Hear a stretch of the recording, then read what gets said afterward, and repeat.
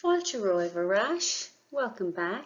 Follow me, Miss Gaeilge. Let's learn Irish. Level A1, Topic 3 on Teaghlach. Level A1, Topic 3, the household or the family. Rannóg, Teaghlaigh Éagsula. Section 7, different families or different households with a focus on Éisteacht, listening. Agus Rannóg Lamuna, and in this section we'll be teaching Ola's Alurg agus a Huirt Fui the Teaghlach, how to ask for and give information about your family. Beg an bilog Teaghlaigh Éagsula uat don the buíochas seo. You'll need the handout Teaghlaigh Éagsula for this activity. Teaghlaigh Éagsula. Éist le sé huairisc fui Teaghlaigh Éagsula sa bhíor seo. So listen to 6 accounts of different families in this segment. Scríomh an ivercheart sa bhosca leis an pictiúr cuí. Write the correct number in the box beside the appropriate picture. Cloistigh tú an bhíor dhá uair. You'll hear the segment twice. Teaghlaigh Éagsula. A héan. Is baint ra fir me. For ma bhain chéile báist coppla bliain hain. Tá beirt nínathe agam agus mac bháin. Tá muid an argónaí a limneach. Tá ma ahar an na chónaí linn le coppla bliain nuas. A dó. Tá cúigear am a Teaghlach, mo hismíthirí san áireamh. Séamus is anam da maithir, agus Kitty is anam da mhóthir. Tá beirt rethúrchaí agam, Anna agus Lisa. Is sé Jimmy mo 40. A trí. Irene is ainm dú. Tá beirt dearafratha agus beirt dearthara agam. Tá mé I mo chónaí garda mo dhearafar Sharon. Is duine single mé. Tá mac ág agam, Thomas is ainm dó. A ceathair. Is mi sé muireann. Ní léon de háir ná de fuargam. Tá mé pósta le Pascal. Tá iníon a bháin againn, agus tá mo huismithirí ina gcónaí linn freisin. A cúig. Jonathan is anam dom. Tá mé pósta le Simón le 6 bliain inis. Is as an rank do Simón. Tá iníon a bháin agin, Sarah, atá 4 bliain a díos, agus tá muid ag súil le páiste eile. Tá muid in argónaí a gcorca. A sé. Is me sé Simon. Tá mé colscartha ó ma chéad bhain chéile Joan, agus tá mé postanis le Gina. Tá mac bháin agam, agus tá beirt mhac ag Gina. Teaghlaigh Éagsula. A héan. Is baint ra fir me.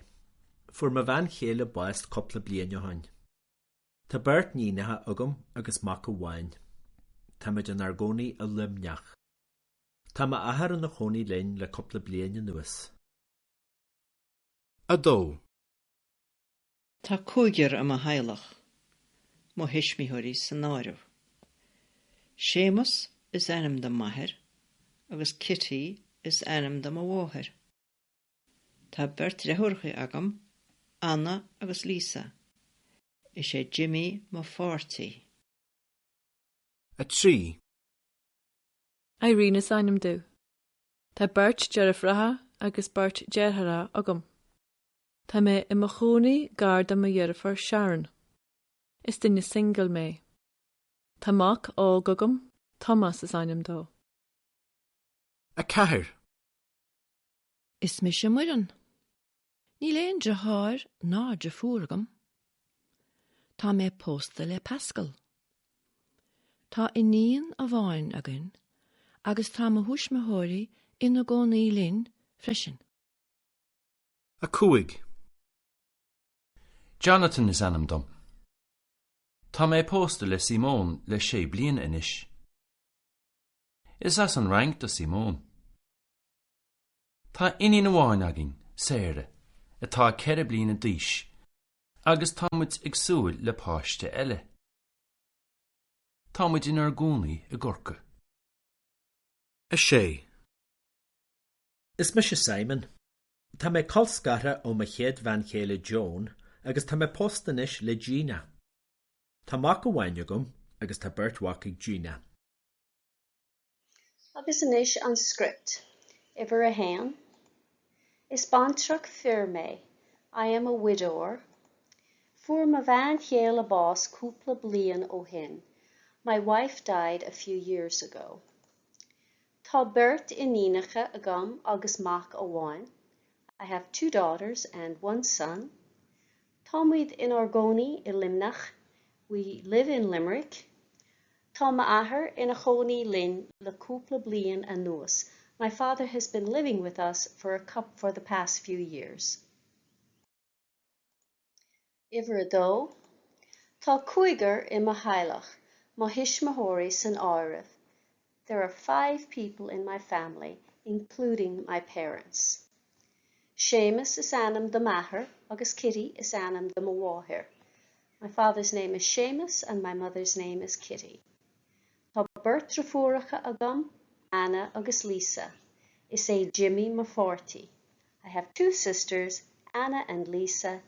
Jimmy is my partner.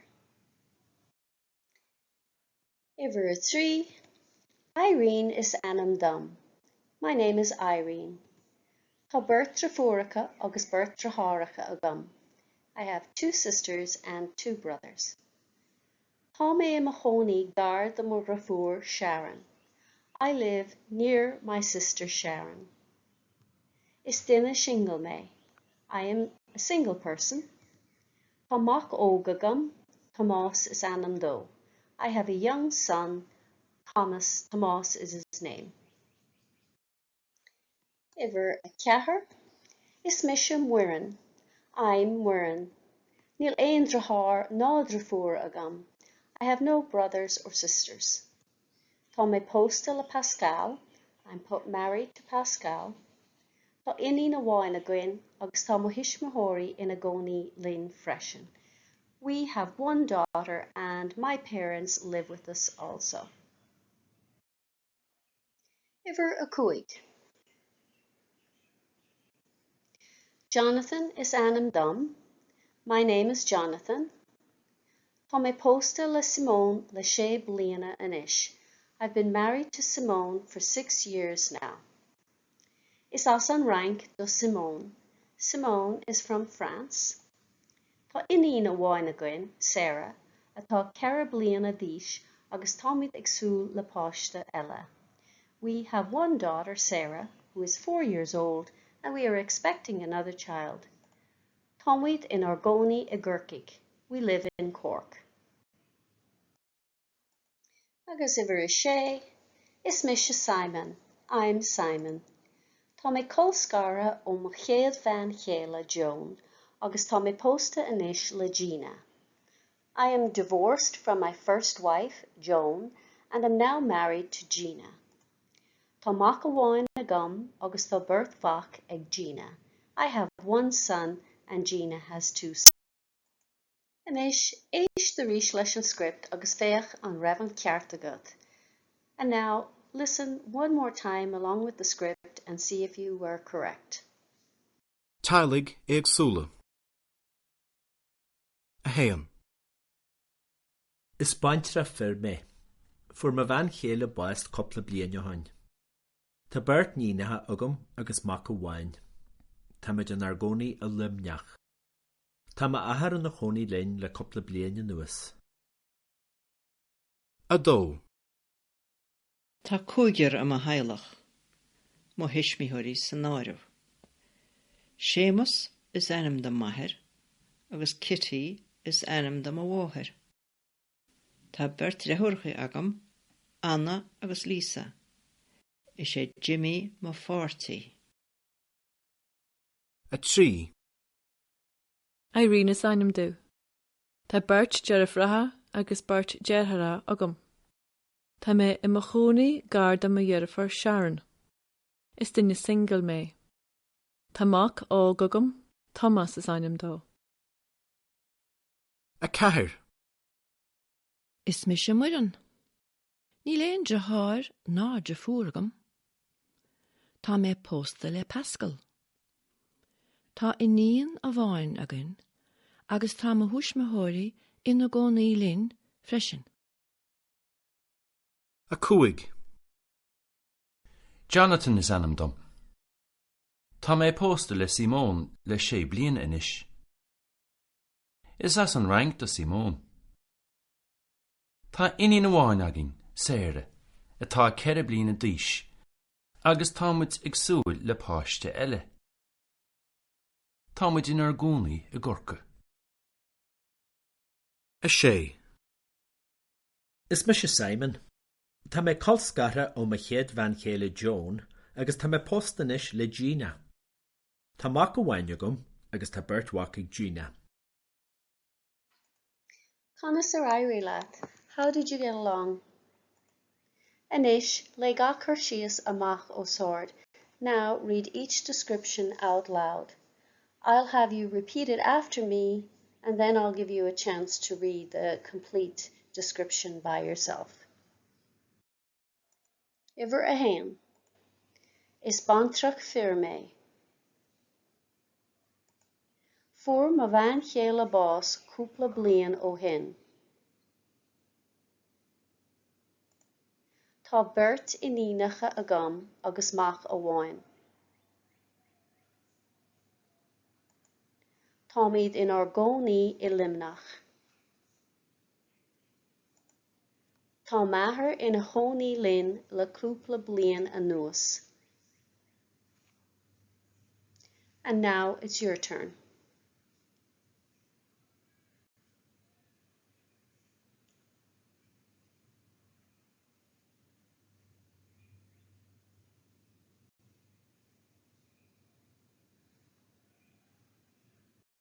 Ibar a dó.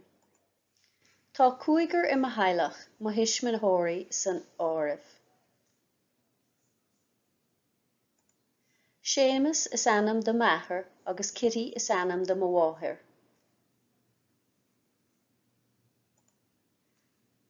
Tá beirt trafúracha agam, Anna agus Lisa. Is é Jimmy mo fortí.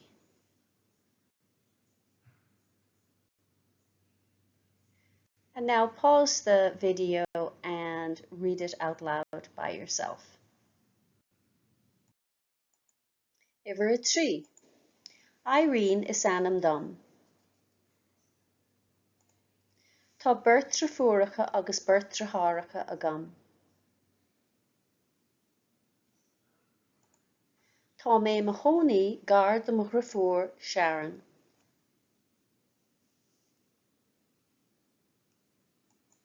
Is duine single mé. Tá mac ó go gam, tá más is anam dó. And now pause the video and read it out loud by yourself. A chathair. Is mise muireann. Níl aon drethár ná drafúr agam. Tá mé pósta le Pascal. Tá iní na bháin againn agus tá mo hismeanthóirí ina gcónaí linn freisin.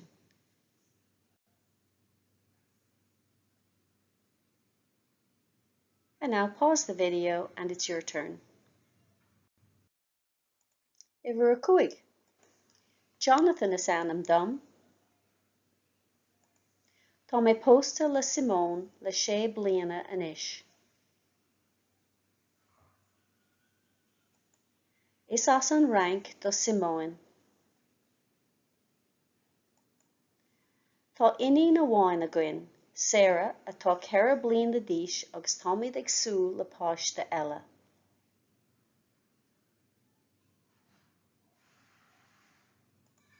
Tá míad in ar gcónaí I gcorcaigh. Again, pause the video and read it out loud by yourself. Iver a sé. Is mise Simon. Tá mé colscartha ó mo chéad bhain chéile, Joan, agus tá mé pósta inis le Gina.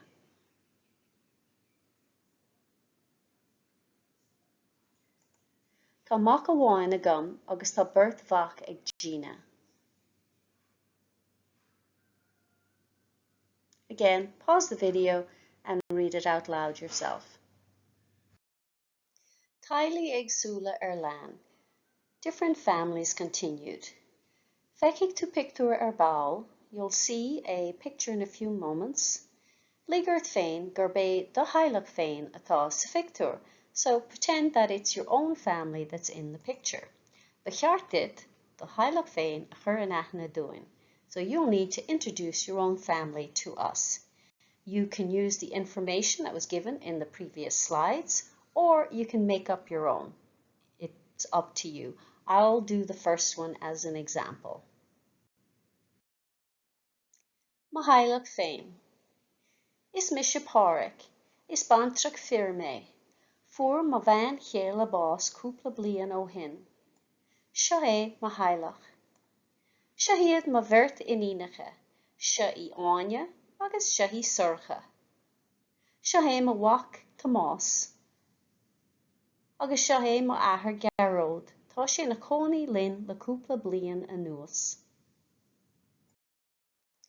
So take a few minutes to practice introducing each family, pause the video in between each family and see how you do.